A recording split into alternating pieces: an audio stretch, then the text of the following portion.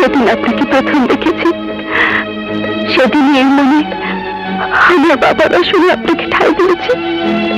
আর সেই আপনি কিনা আমার সাথে মিথ্যে কথা বলে প্রতারণা করেছেন। আমার সরলতার সুযোগ নিয়ে একজন সন্ত্রাসী দাঙ্গাবাজের সাথে আপনি আমার জীবনটাকে জড়িয়ে দিয়েছেন। সংস্কৃতি মনে মনে গোপন করেছেন আপনার ছেলে একজন সন্ত্রাসী। তোমার এত বড় সাহস! সত্য মিথ্যা না জেনে তুমি আমার বাবাকে অপমান করছো। স্ত্রী হয়ে স্বামীকে খুনি সন্ত্রাসী বলতে লজ্জা করল না তো? না, কারণ আমি যা জেনেছি তা মিথ্যে নয়।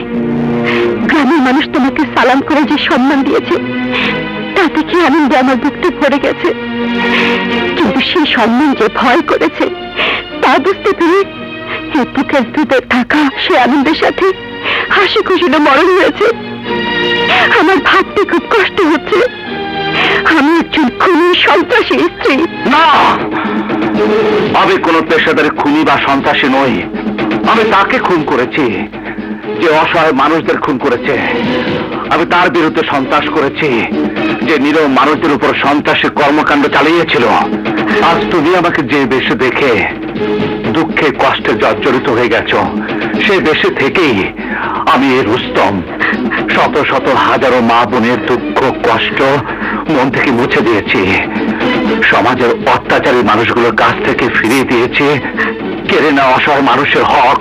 কিন্তু অন্য হক আদায় করতে গিয়ে এতদিন তুমি যা করেছ, আজ হতে তোমাকে সেই পথ থেকে সরে দাঁড়াতে হবে, যাতে আমি এবং আমার সন্তান তোমার কাছ থেকে প্রাপ্য নিজেদের হক থেকে বঞ্চিত না হই।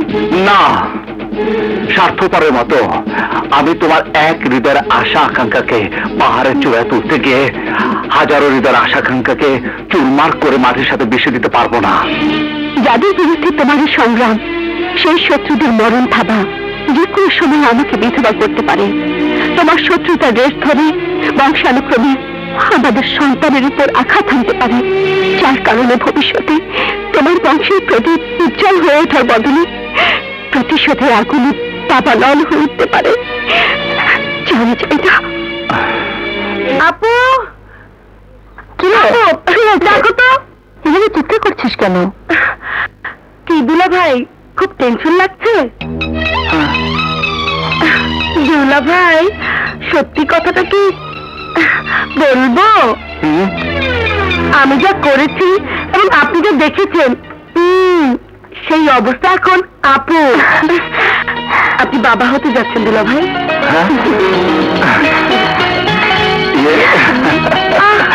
সত্যি?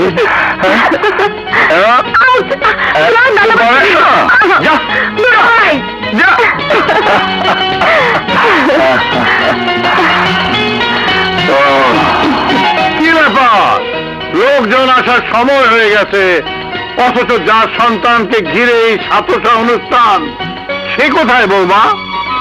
রুস্তম আঙ্কেল, আপনি হয়তো ভুলে গেছেন, আজ বিদেশ থেকে বড় ভাইরা আসছে, তার রিসিভ করতে এয়ারপোর্টে গেছে।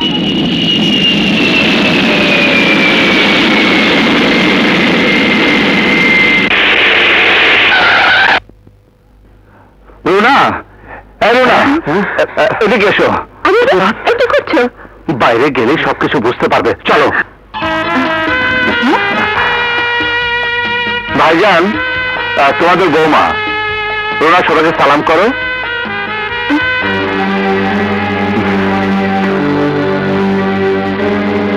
বৌমা, রুস্তম, বৌমাকে এখানে আনার কি দরকার ছিল? বাবা, ভাইয়েরা তো কেউ আমাদের বিয়েতে ছিল না, তাই রুনাকে ভিতরে গিয়ে দেখার আগে তাদের পাওনার সম্মানটুকু দিয়ে আমি আমার কর্তব্য পালন করেছি। রুস্তমের ভাই ভাবিরা এসেছে?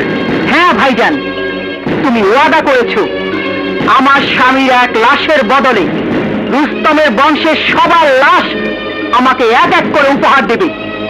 ভাইজান, এই সেই সুযোগ, বলো কি করবো? আমি আসার আগ পর্যন্ত আমাদের লোকদের বল প্রস্তুতি নিয়ে গ্রামের চতুর্দিকে নজর রাখতে, যাতে নজরে কেউ পড়লে চান নিয়ে ফিরে যেতে না পারে। ঠিক আছে, আমি সেই ব্যবস্থাই করছি। রুনা, আমি যা যা বলেছি সব রান্না করেছো তো? হ্যাঁ। চাচু, তুমি এখানে বসো। এই, তাহলে তুই কি নিচে বসে খাবি? বস এখানে। হ্যাঁ হ্যাঁ, তুমি এখানেই বসো চাচু, আমার নিচে বসে খাওয়ার অভ্যেস আছে। হ্যাঁ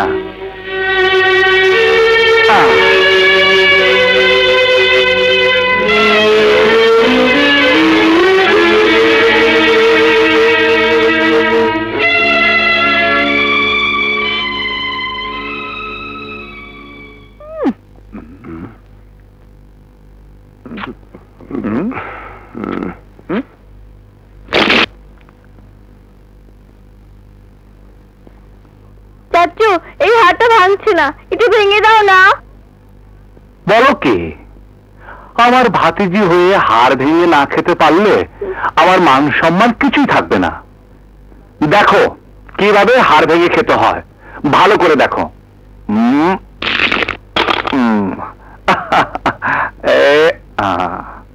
খাও। তোমার কমন সেন্স বলতে কিছু নেই? আমেরিকা থেকে তোমাকে এই শিক্ষা দিয়েছি? ওর মতো মুখের মুখের খাবার খেলে তোমার রোগ হবে। অশিক্ষিত মূর্খ, তোমার কি আক্কেল জ্ঞান কিছুই নেই? ভাবে মূর্খ হলেও আমি কিন্তু স্বাস্থ্য সচেতন ও খুব শক্তিশালী মানুষ। গন্ডার শক্তিশালী হলেও গন্ডার গন্ডারি।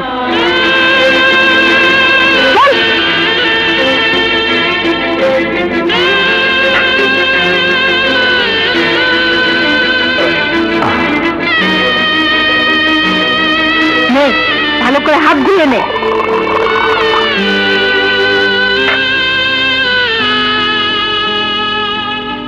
সে কি বাবা, উঠে গেলেন যে? খাওয়ার রুচিটা চলে গেছে তাই। শোনো সবাই, এই ডার্টি দেশে থাকলে সবার এই ডার্টি অভ্যাস হয়ে যাবে, তাই যত তাড়াতাড়ি সম্ভব এখান থেকে চলে যেতে হবে।